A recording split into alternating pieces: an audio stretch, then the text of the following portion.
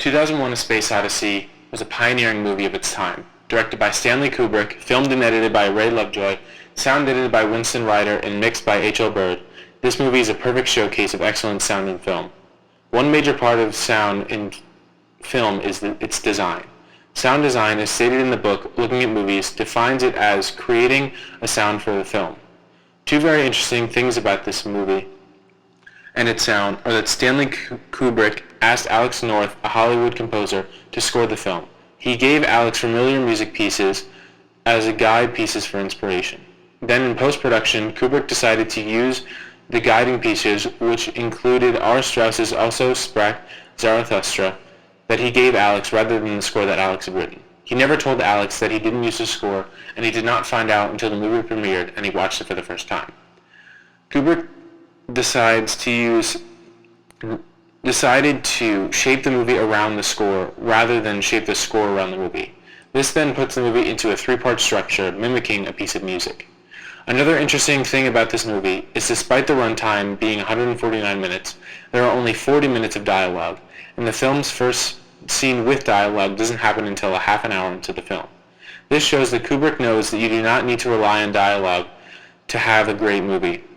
Music, ambient sound, and silence are enough to portray an amazing story.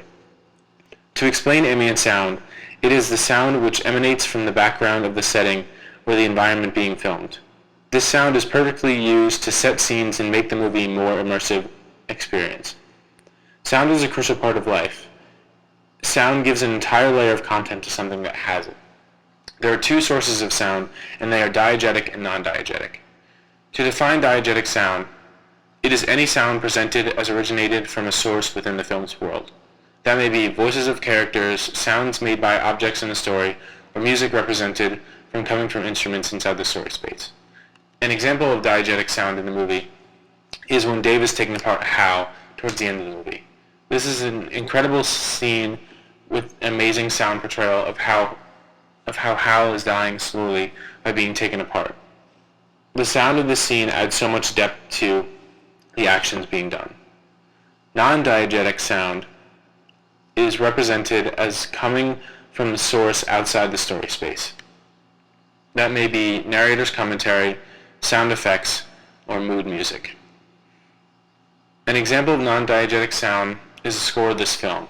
The music of the film is another way that Kubrick expresses the beauty and mystery of space. But also with so much beautiful sound, there is the use of silence.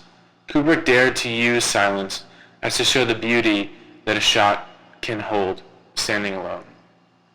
Like the movie Interstellar, in the scene where they are going through the wormhole, there's a perfect use of a score and ambient sound to narrate the scene.